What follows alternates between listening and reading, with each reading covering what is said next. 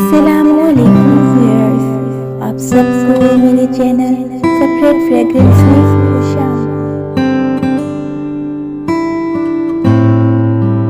اس نے ہم سب کو اپنی صورت پر پیدا کیا ہے، لیکن اس کے باوجود ہم سب ایک دوسرے سے مختلف اور یکتا و ممتاز ہیں۔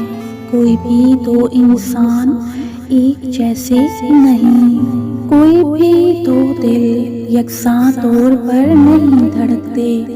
اگر وہ چاہتا کہ سب لوگ ایک جیسے ہو جائیں تو وہ ان کو ایک ہی جیسا بناتا۔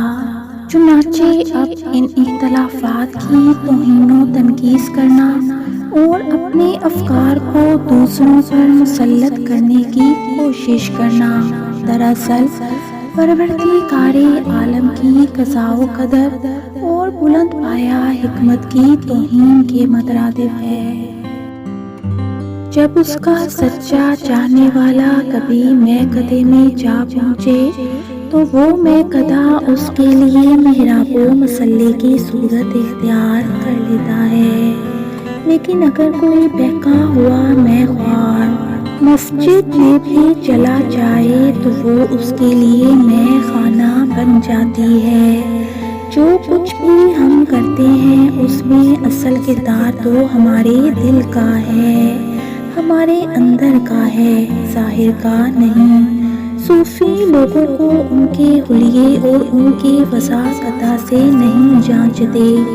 جب ایک صوفی کسی پر اپنی نگاہ جماتا ہے تو وہ دراصل اپنی دونوں آنکھوں کو بند کر چکا ہوتا ہے اور ایک تیسری آنکھ سے جو اس کے قلب میں ہے اس منظر کا جائزہ لے رہا ہوتا ہے۔ زندگی تو ایک ادار کی مانند ناپائیدار ہے اور اصل حقیقت کا ایک دھندلا سا خاکہ اور نقل۔ صرف بچے ہی اصل حقیقت کی بجائے کھلونوں سے بہلتے ہیں، لیکن اس کے باوجود لوگ کھلونوں پر فریفتہ ہوتے ہیں یا بے قدری سے انہیں توڑ ڈالتے ہیں۔ اس زندگی میں ہر قسم کی انتہاؤں سے دور رہو، کیونکہ انتہا پسندی تمہارے اندرونی توازن کو بگاڑ دیتی ہے۔ صوفی اپنے رویوں میں انتہا پسند نہیں ہوتے بلکہ متوازن اور نرم ہوتے ہیں۔ پروردگار کی سلطنت میں انسان کو بہت خاص مقام و مرتبہ حاصل ہے۔ اللہ نے کہا اور میں نے اس کے اندر اپنی روح میں سے پھونک دیا۔ ہم میں سے ہر ایک کو اس قابلیت کے ساتھ پیدا کیا گیا ہے کہ وہ اس کا خلیفہ بن سکے۔ اپنے آپ سے پوچھو کہ کیا تمہارے اعمال اس کے خلیفہ جیسے ہیں؟ یاد رکھو، ہم پر لازم ہے کہ ہم اس رحمانی روح کو جو ہمارے اندر پھونکی گئی ہے کو اپنے اندر دریافت کریں، پہچانیں اور اس کے ساتھ جئیں۔ جنت اور دوزخ کے بارے میں فکر مند رہنا چھوڑ دو، کیونکہ جنت اور دوزخ یہی ہیں، اسی لمحہ موجود میں۔ جب ہم محبت محسوس کرتے ہیں، جنت کا ایک سینہ طے کرتے ہیں، اور جب نفرت، حسد اور جھگڑے میں پڑتے ہیں دوزخ کی لپٹوں کی زد میں ہوتے ہیں۔ کیا اس سے بھی بدتر کوئی دوزخ ہو سکتا ہے؟ جب کوئی شخص اپنے دل کی گہرائیوں میں یہ احساس پائے کہ اس سے کوئی بے حد غلط اور برا کام سرزد ہو گیا ہے، اس شخص سے پوچھ کر تو دیکھو، وہ تمہیں بتائے گا کہ دوزخ کسے کہتے ہیں۔ اور کیا اس سے بڑی جنت ہو سکتی ہے جب کسی شخص پر خاص لمحات میں وہ سکینت نازل ہوتی ہے جب اس پر کائنات کے دریچے کشادہ ہوتے ہیں اور انسان اپنے رب کے ساتھ قرب کی حالت میں ابدیت کے اصرار سے ہمکنار ہوتا ہے۔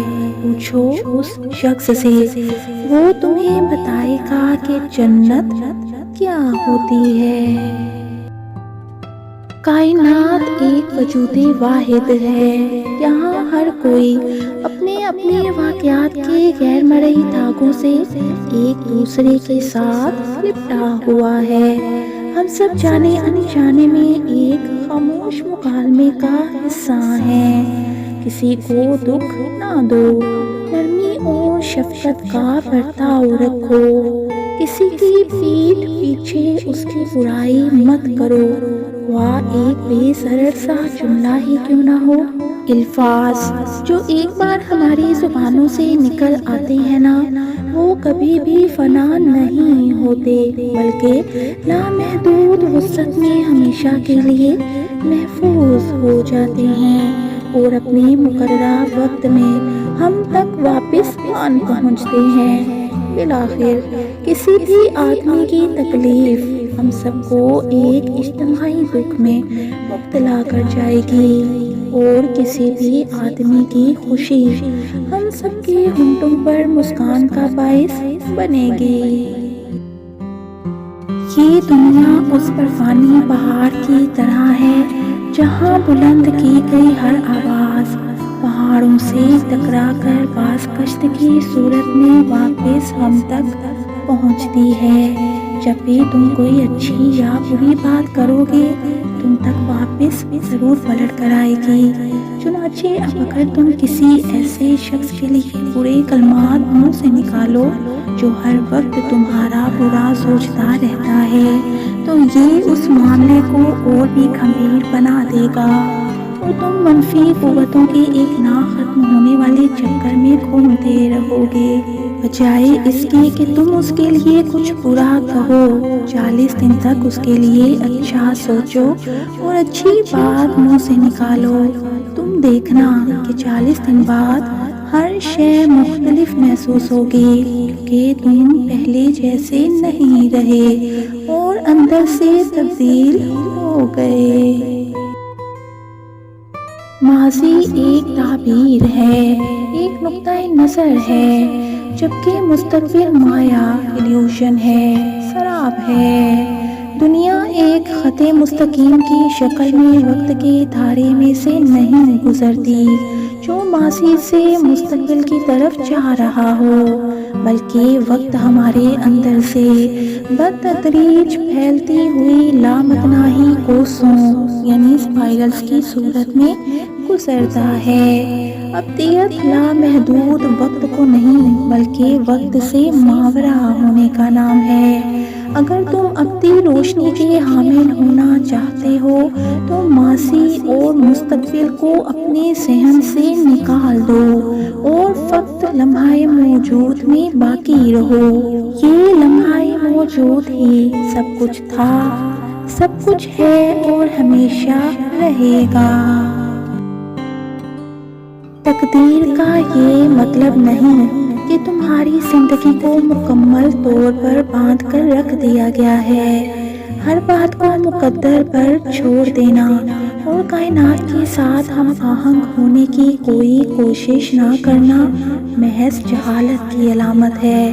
کائناتی موسیقی ہر طرف سے پھوٹ رہی ہے اور اس کے 40 مختلف درجات ہیں۔ تمہارا مقدر وہ درجہ ہے جس پر تم اپنا ساز بجا رہے ہو سکتا ہے کہ تمہارا ساز تبدیل نہ کیا جا سکے، لیکن اس ساز سے جو نغمہ اور دھن تم نکالتے ہو اس کا انحصار صرف اور صرف تم پر ہے۔